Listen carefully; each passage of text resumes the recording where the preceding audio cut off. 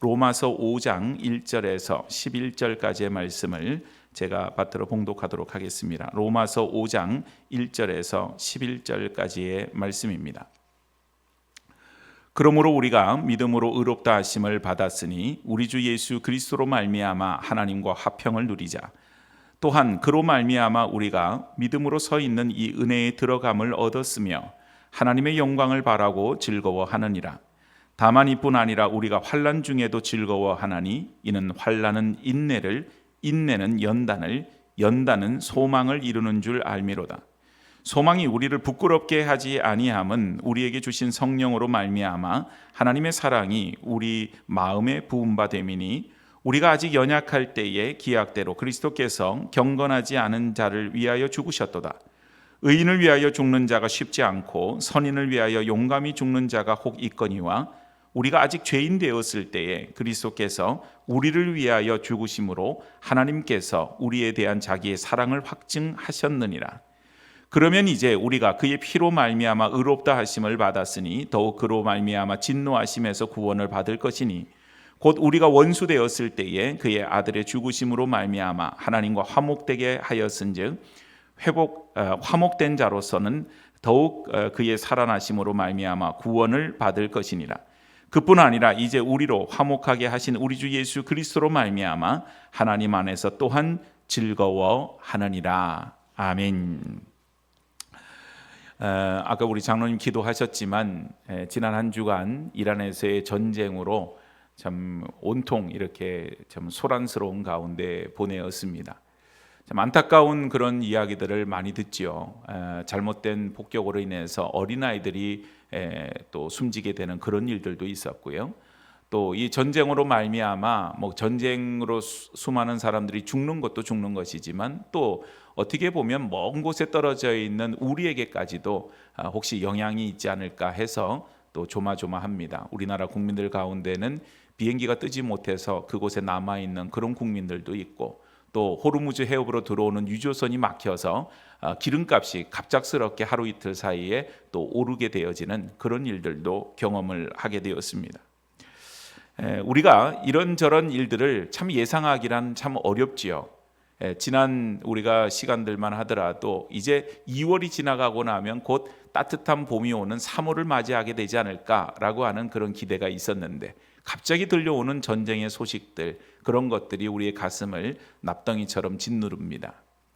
그뿐만 아니라 우리의 삶 속에서 있는 여러 가지 고난과 어려움 속에서 모든 현대를 살아가는 이들은 가슴에 납덩이 하나쯤은 놓고 살아가는 것 같은 그런 생각이 들지요. 어깨를 짓누르는 납덩이도 있고 마음을 짓누르는 그런 납덩이들도 있는 것입니다.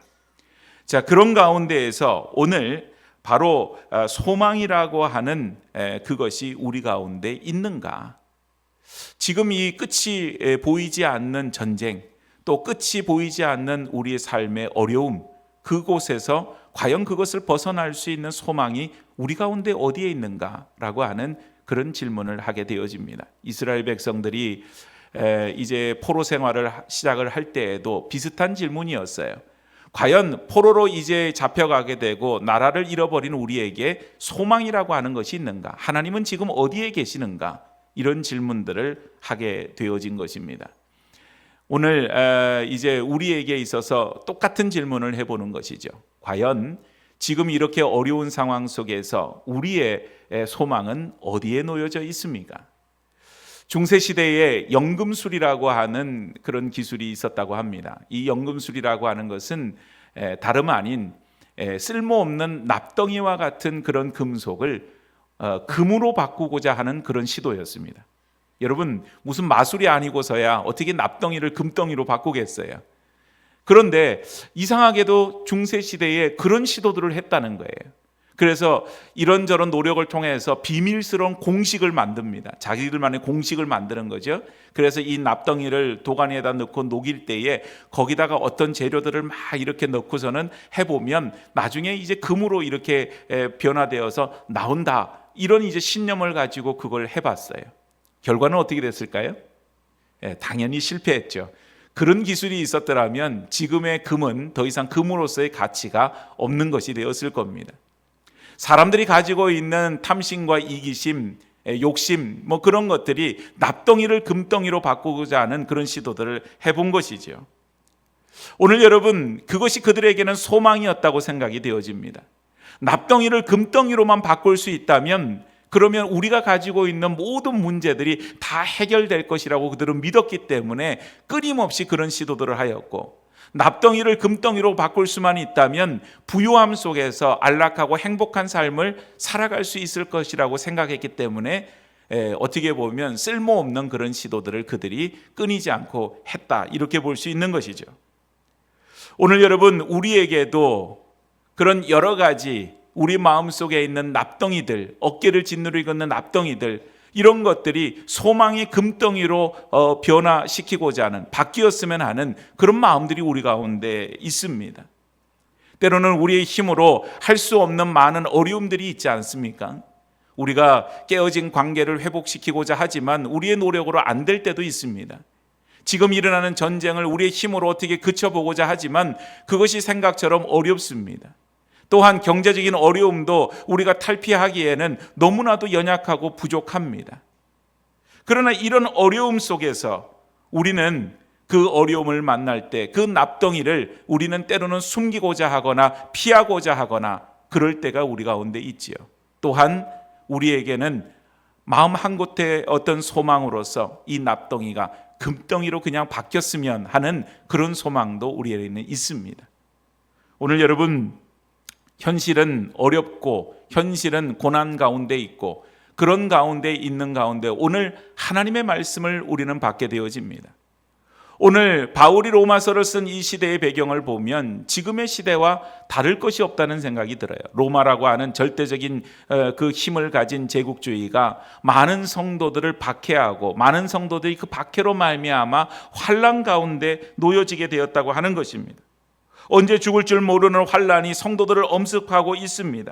그런 가운데 바울은 그 절망 속에 놓여져 있는 많은 성도들에게 소위 말하면 복음의 연금술을 말하고 있어요.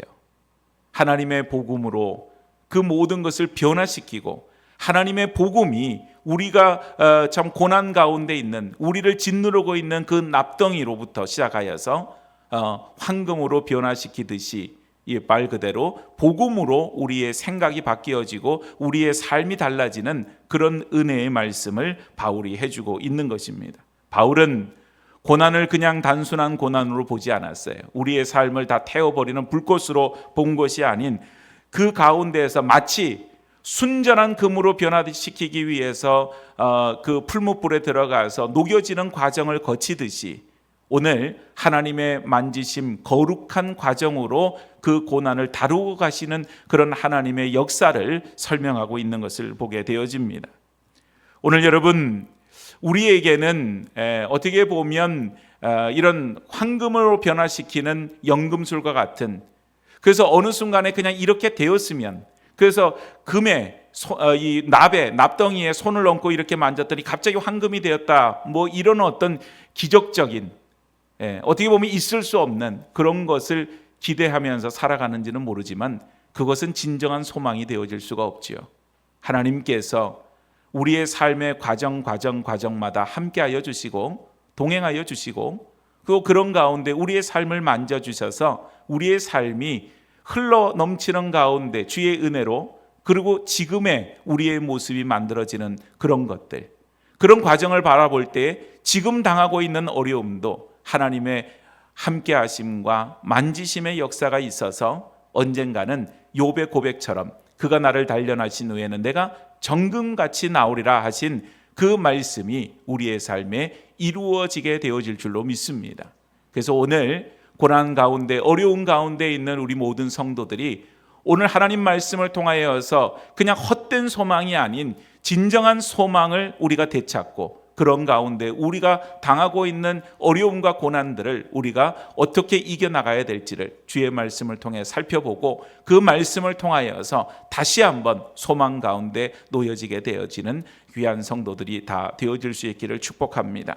먼저 우리 첫 번째 기억해야 될 것은 흔들리지 않는 평화의 기초 가운데 우리가 서야 한다고 하는 것입니다. 오늘 여러분 어떤 환난을 만나도 무너지지 않을 영적인 토대가 성도들에게는 있어야만 합니다. 오늘 1절 말씀을 보니까 1절에 그러므로 우리가 믿음으로 의롭다 하심을 받았으니 우리 주 예수 그리스도로 말미암아 하나님과 화평을 누리자. 오늘 여러분 우리가 원래 의로운 존재가 아니에요. 우리는 죄인이고 우리는 죽을 수밖에 없는 존재고 우리에게는 사실은 하나님의 은혜를 누리고자 하는 그런 자격과 조건이 없는 존재였습니다. 그런 우리를 예수 그리스도의 그 보혈의 공로로 말미암아 또한 우리가 그분을 믿음으로 말미암아 하나님은 우리를 의롭다 칭하셨습니다. 그래서 오늘 여기 나오는 대로 우리 주 예수 그리스도로 말미암아 하나님과 화평을 누리자. 오늘 여러분 하나님과 우리는 화평을 누리는 존재가 아니라 깨어진 관계 속에 있었는데 오늘 우리가 하나님과 화평을 누리고 하나님을 향하여 아바 아버지라 부를 수 있는 조건이 되는 것은 다른 것이 없어요. 오직 예수 그리스도이십니다. 예수님께서 십자가에 달려 죽으실 적에 그때의 성전의 휘장이 찢어졌다 그랬잖아요. 찢어졌다라고 하는 의미는 막혔던 담이 허물어진 의미입니다.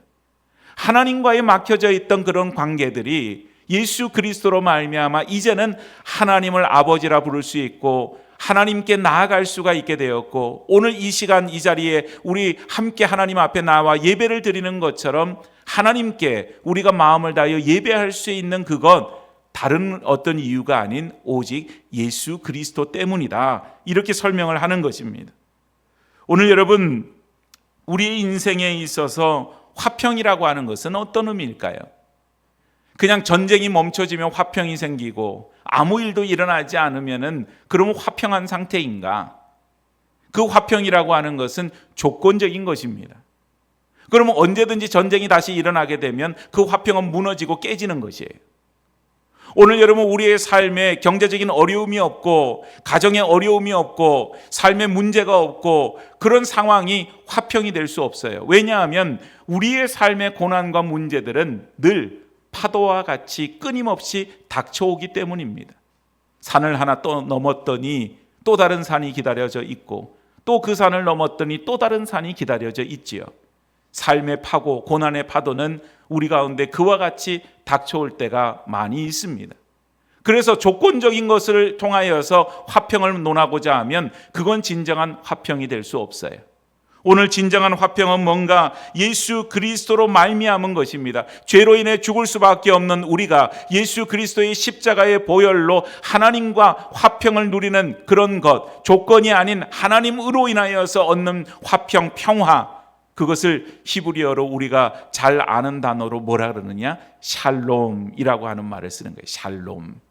하나님과 화평을 누리고 하나님 안에서의 평안함을 누리게 되어지는데 이것은 세상이 알 수도 없는 것이고 세상이 줄 수도 없는 것이다. 성경은 그렇게 설명합니다. 그래서 여러분 오늘 우리의 화평이 예를 들어서 유가가 올라간다고 해서 우리의 화평이 깨지게 되고 물가가 올라간다고 해서 깨지게 된다면 그런 화평이 아닌 거예요.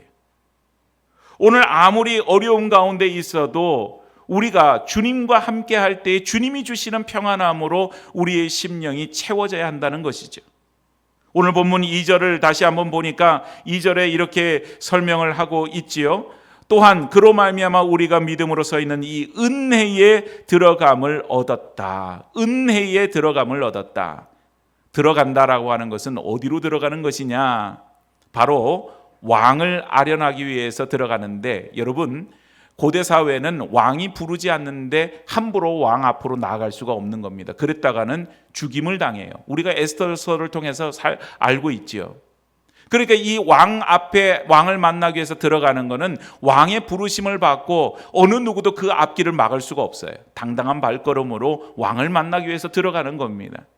그래서 오늘 우리가 예수 그리스도로 말미암아 그 은혜에 들어감을 얻었다. 하나님의 은혜는 예수 그리스도로 말미암아 그 은혜는 어느 무엇으로도 침범할 수 없는 요새와 같은 그런 곳으로 우리는 들어가게 되어져요. 그래서 예수님과 날마다 교제하고 예수님의 은혜 속에 날마다 살게 되어지면 오늘 여러분 우리가 어떤 환란이 우리가 다가와서 우리를 막 쥐고 흔들고 요동하게 한다 할지라도 우리가 거기에 넘어지지 않아요.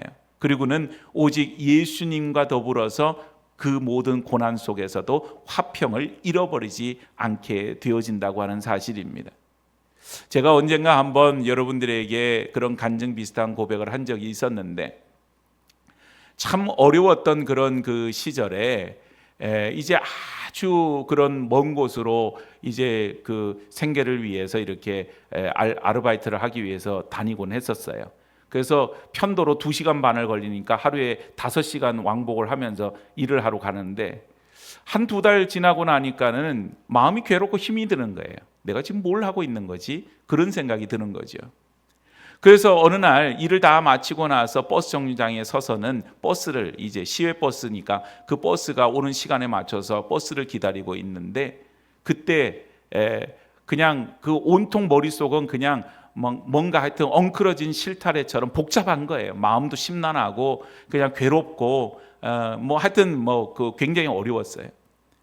그 순간에 하나님께서 주셨던 찬양이 있었습니다. 제 입술을 통하여서 저도 모르게 흘러나왔던 찬양이죠. 그 찬양이 뭐냐 하면 감사를 드립니다라고 하는 찬양이었어요. 감사를 드립니다. 그 찬양을 부르고서 제가 깜짝 놀랐어요. 제 입술로 그 찬양이 흘러나왔는데 제가 놀란 거예요. 순간적으로 뭐가 감사하지? 상황은 달라진 게 없어요. 여전히 어렵고 힘들어요. 내 마음은 복잡할 텐데 갑자기 감사를 드립니다라고 하는 찬양이 제 입술에서 흘러나오면서 그 찬양의 가사가 하나님의 음성처럼 들려졌어요. 그리고 나서 어떤 일이 생겼을까요?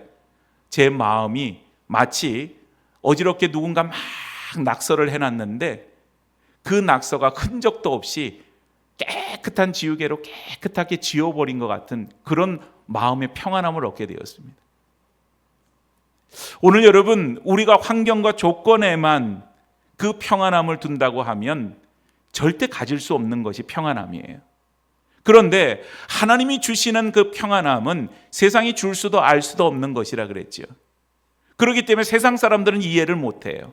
여러분, 욥의 고난을 보면 욥이 그 수많은 재산을 다 잃어버린 것뿐만 아니라 그 자식들도 다 죽게 되어지죠. 몸에는 피부병이 생겨서 깨진 질그릇으로 긁을 수밖에 없는 비참한 지경에 이르렀고, 그 아내도 그 욥에게는 위로가 되지 못해서 하나님 욕하고 죽으라, 그리고는 욥을 떠나가게 됩니다.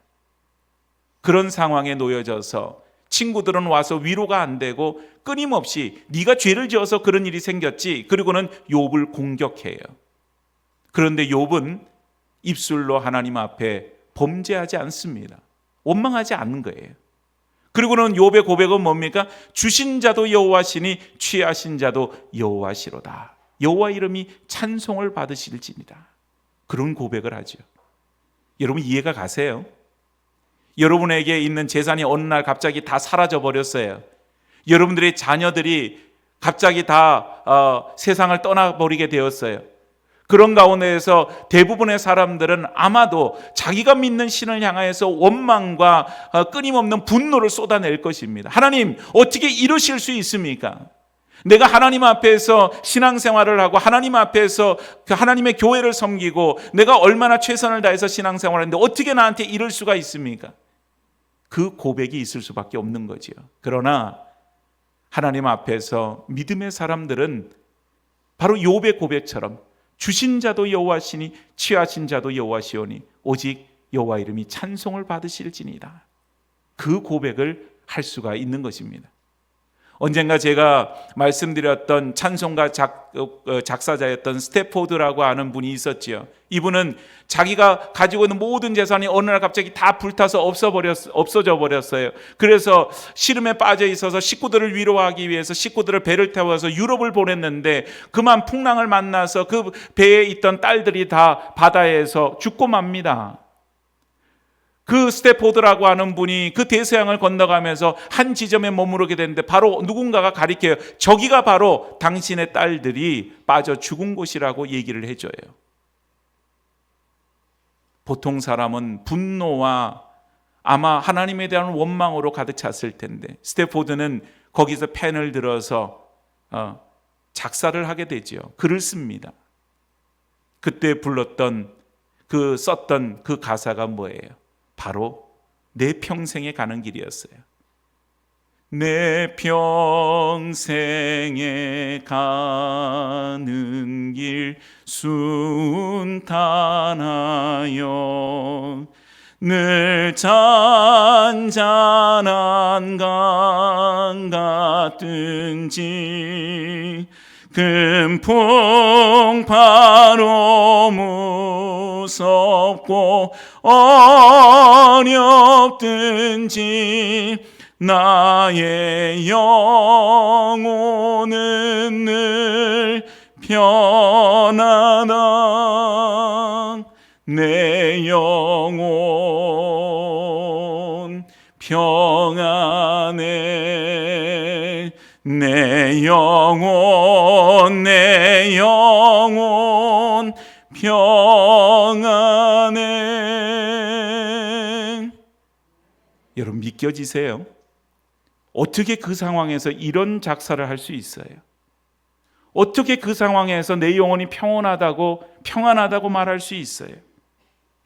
오늘 상황은 비극적이었습니다. 그러나 소망을 잃어버리지 않는 것은 하나님을 바라보고 있는 그 믿음 때문에 하나님이 그 슬픔과 그 어려움 속에서 그를 위로하여 주시는 그것 때문에 그는 평안함을 누릴 수가 있었어요. 평안함은 조건이 아닙니다. 무엇 때문에 평안한가?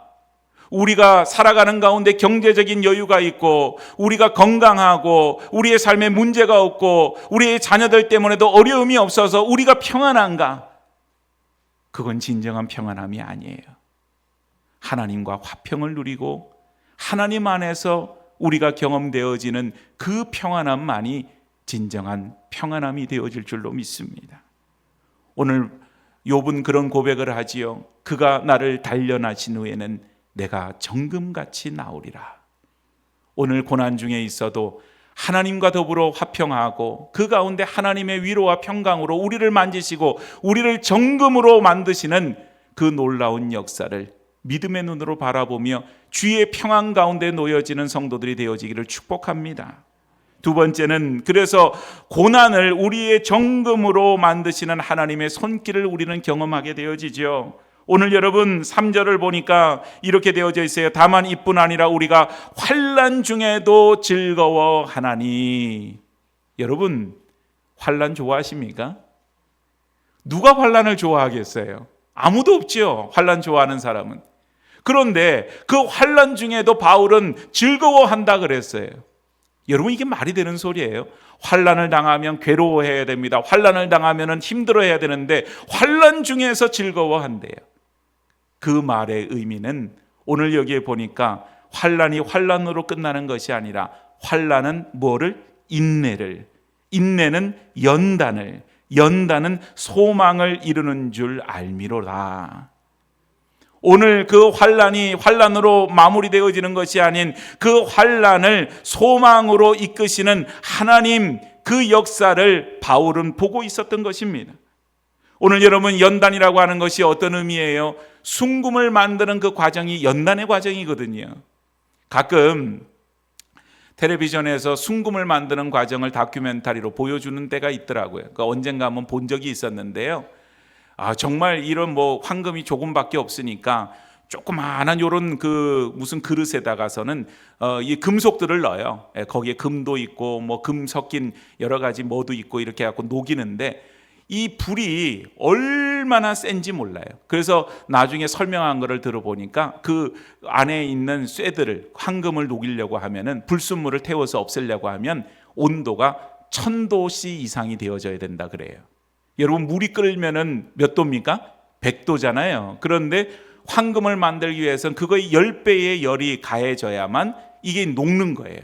그래서 정말 그걸 보니까 요만한 종지에 있는 그 안에 들어가 있는 금이 있는데 여기 막 금이 부글부글 끓어요. 그러면서 온갖 불순물들이 다 날아가면서 처음에 넣었던 것보다 굉장히 작은 분량의 금이 되어서 나중에 식으니까 그게 정금, 순금이 되어서 이렇게 탁 나오더라고요.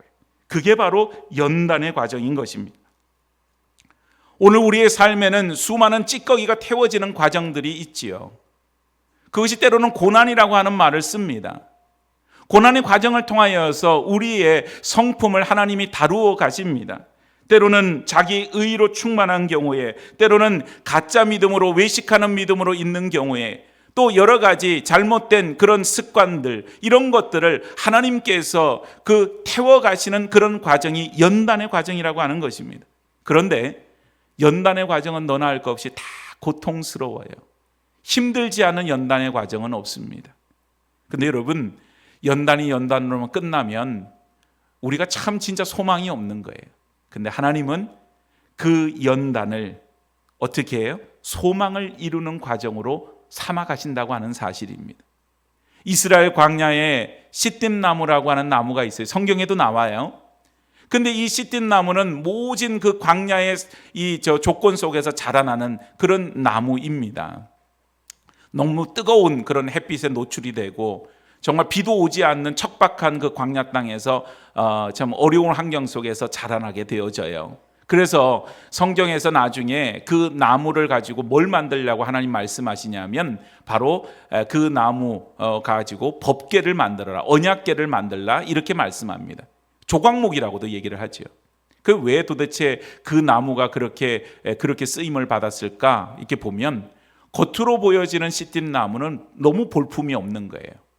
왜냐하면 정말 비를 충분히 받으면서 나무가 자라기 좋은 환경에서 자라면 이 나무가 쭉쭉 뻗어서 나중에 좋은 목재로서 쓰임을 받을 텐데, 척박한 환경에서 자랐던 시띠나무는 뒤틀려져 있습니다. 수많은 옹이들이 거기에 있어요. 여러분 아시죠? 옹이가 많은 나무는 목재로서 가치가 없는 거예요.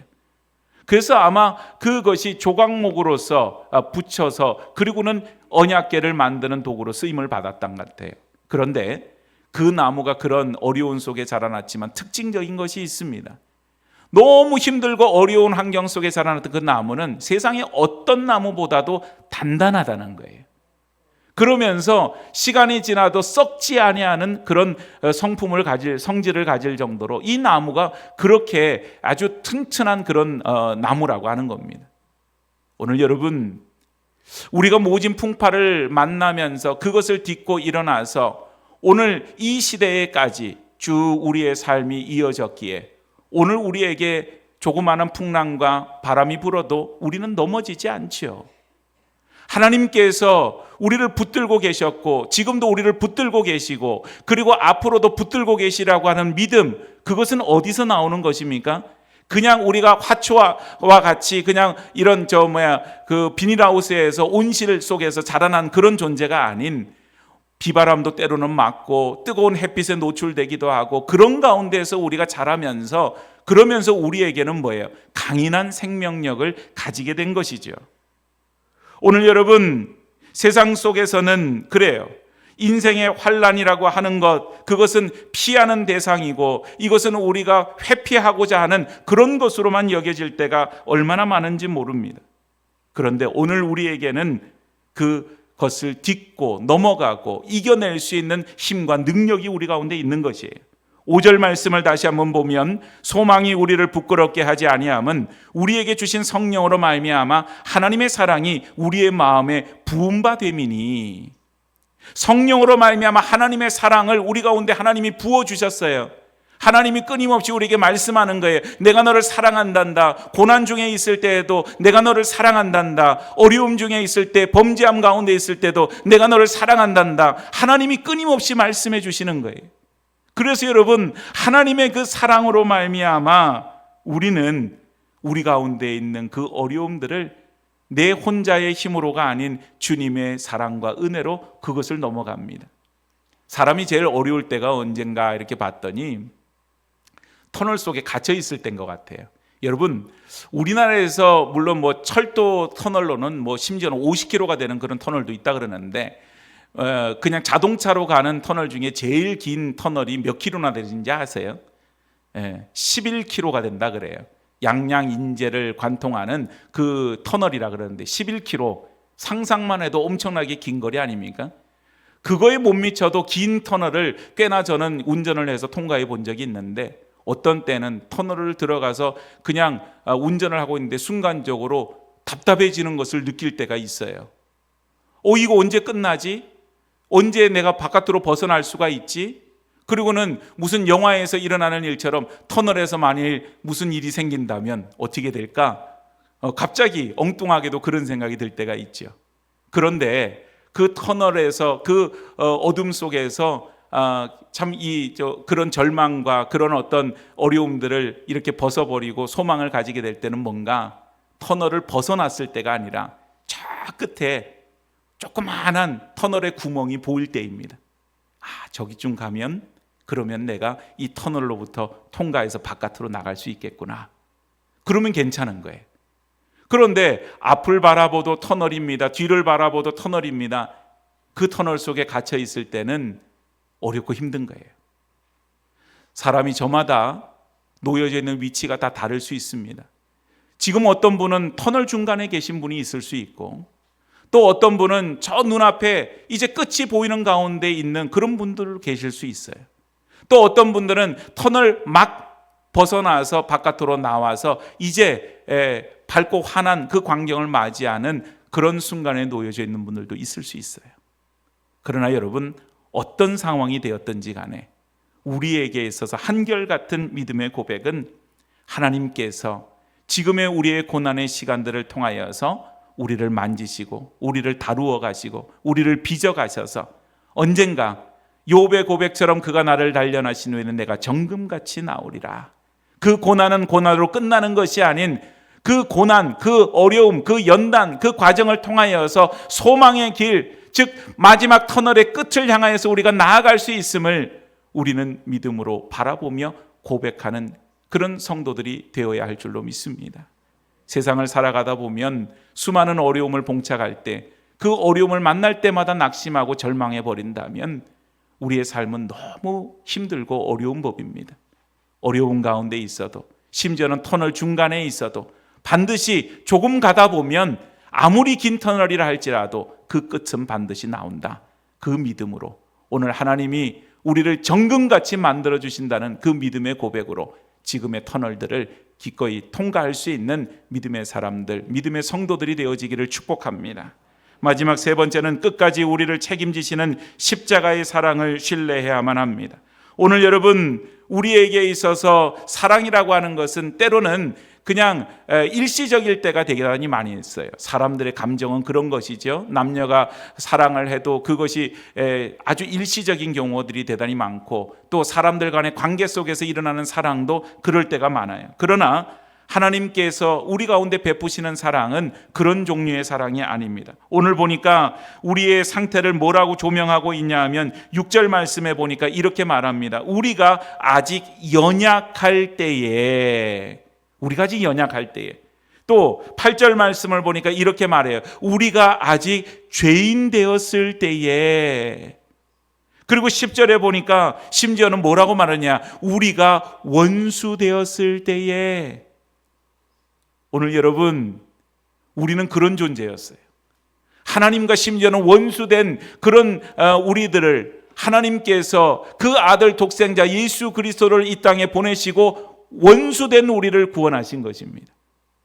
세상의 논리는 이해할 수 없는 일이죠.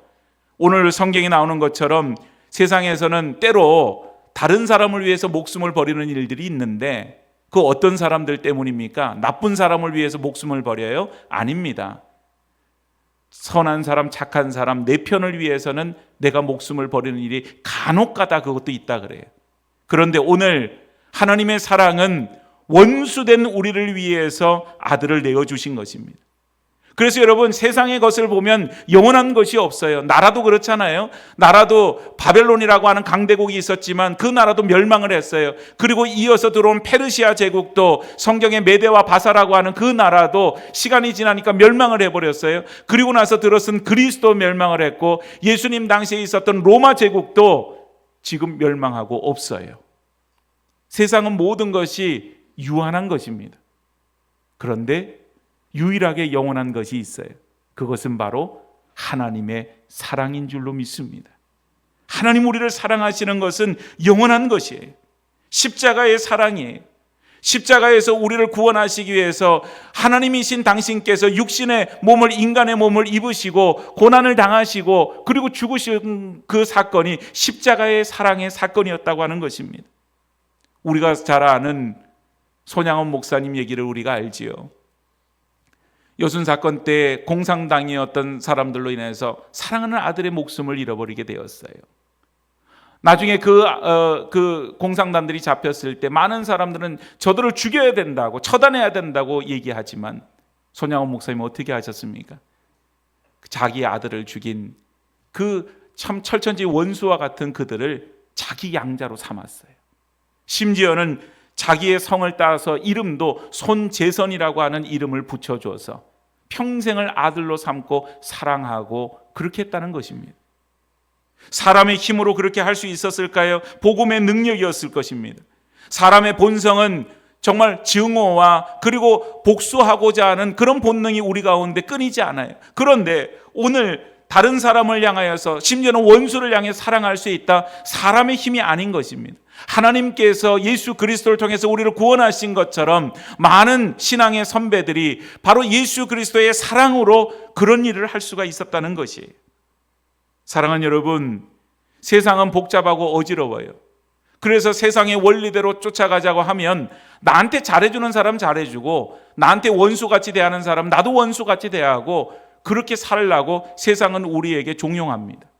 그러나 오늘 우리는 하나님의 사랑에 힘입은 사람들이에요. 우리가 하나님과 원수였는데 하나님께서 십자가의 사랑으로 우리를 구원하여 주셨어요. 그렇기 때문에 그 십자가의 사랑을 끝까지 우리가 믿으면 우리는 어떤 길로 가겠는가? 생각해 보세요.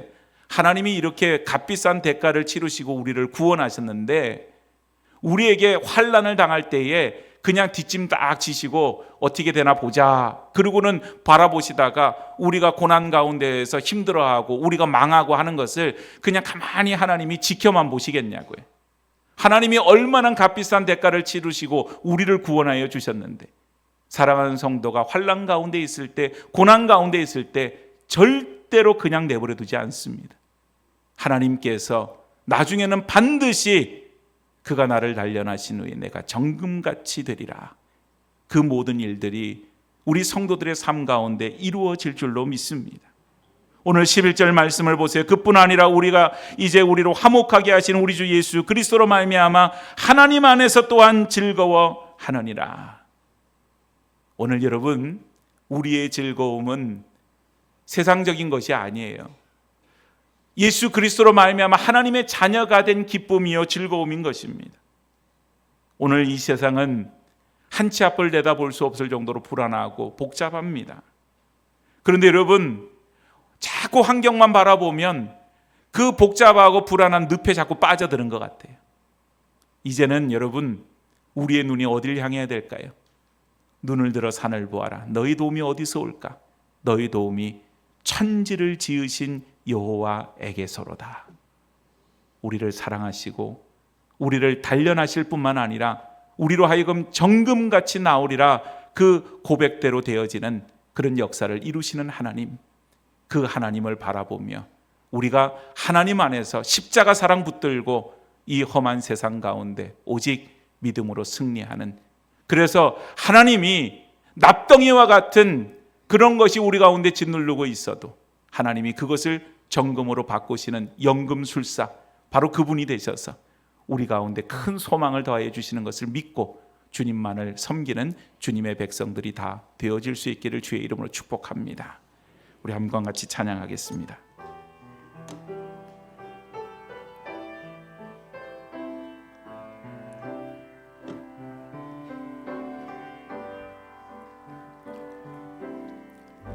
십자가 그 사랑 멀리 떠나서 무너진 나의 삶 속에 잊혀진 주 은혜, 돌 같은 내 마음 어루만지사 다시 일으켜 세우신 주를 사랑합니다. 주 나를 보호하시고 날 붙드시니 나는 보배롭고 존귀한 주님의 자녀라. 주 나를 보호하시고 날 붙드시니 나는 보배롭고 존귀한 주의 자녀라. 지나간 일들을 기억하지 않고 이전에 행한 모든 일 생각지 않으니 사망의 강물과 길을 내시는 주, 길을 내시는 주, 내 안에 새 일 행하신 주만 바라봅니다. 주 나를 보호하시고 날 붙드시니 나는 보배롭고 존귀한 주님의 자녀라. 주 나를 보호하시고 날 붙드시니 나는 보배롭고 존귀한 주의 자녀라. 아멘. 여러분, 이 시간 주신 말씀 놓고 기도할 때 이렇게 기도하면 좋을 것 같습니다. 하나님, 내가 지금 당하는 환난과 고난 빨리 그것을 이겨낼 수 있게 해주세요. 이런 기도가 아니라 하나님, 내가 지금 고난과 환난 중에 있어도 하나님 나를 정금으로 만들어 주시옵소서. 하나님 앞에 소망을 두고 살아갈 수 있는 귀한 삶이 되게 해달라고 주신 말씀 기억하며 우리 합심해서 같이 기도하도록 하겠습니다. 함께 같이 기도하겠습니다. 자비로우신 아버지 하나님, 은혜와 사랑을 감사합니다. 아버지 하나님, 오늘도 우리 가운데 살아서 역사해 주시는 주님을 배웠습니다. 우리의 삶의 어려운 가운데에서도 하나님 참으로 주님을 바라보며 주님께서 우리를 만지시고 주님께서 우리를 이끌어 주실 것을 우리의 삶 속에서 날마다 바라보며 경험하며, 아버지 하나님 참으로 아버지 그가 나를 단련하시는 내가 정금같이 나오리라 말씀하여 주신 것처럼 우리의 삶이 정금되게 하여 주시옵소서. 고난으로 말미암아 어려움으로 말미암아 하나님 낙심하지 않게 하시고 우리 안에 있는 화평이 아버지 하나님 떠나가는 일이 없게 하시고 오직 하나님으로 말미암아 우리 안에 화평이 가득 차고 주님과 더불어 화평하며 주님으로 말미암아 주시는 은혜로 우리의 심령을 체험을 받고 주님 나아가서 하나님의 은혜로 날마다 세움을 받는 주님의 백성들이 다 되어질 수 있도록 크신 은혜를 베풀어 주시옵소서. 하나님 함께하여 주시기를 원합니다. 거룩하신 하나님, 하나님께서 저희들을 사랑하여 주셔서 원수되었던 저희들을 예수 그리스도의 십자가 보혈의 공로로 구원하여 하나님의 자녀 삼아 주심을 감사드립니다. 세상의 소란스러움 속에서 세상이 우리의 마음의 평안함을 빼앗으려고 할 때 주님, 환경으로 인해서 평안함을 찾고자 하는 어리석음에 빠지지 않게 하시고 오직 내가 구원받은 주의 자녀요, 내가 하나님의 백성으로서 이 땅에 살아갈 때 주님과 더불어 화평을 누리는 그런 복된 삶을 살아갈 수 있게 하여 주옵소서. 고난 중에도 낙심하지 않을 것은 그가 나를 단련하시는 내가 정금같이 나오리라 말씀하신 그 고백이 우리 가운데 분명히 이루어질 것을 믿기 때문일 것입니다. 하나님, 우리로 하여금 지금 당하는 환난과 고난 가운데 그 고난이 멈춰지기를 기도하기보단 우리로 정금 만들어 주시옵소서. 하나님 앞에 끝까지 주의 십자가 사랑 붙들고 승리하는 주의 백성들 되게 하여 주옵소서. 예수님 거룩하신 이름 받들어 기도드리옵나이다. 아멘.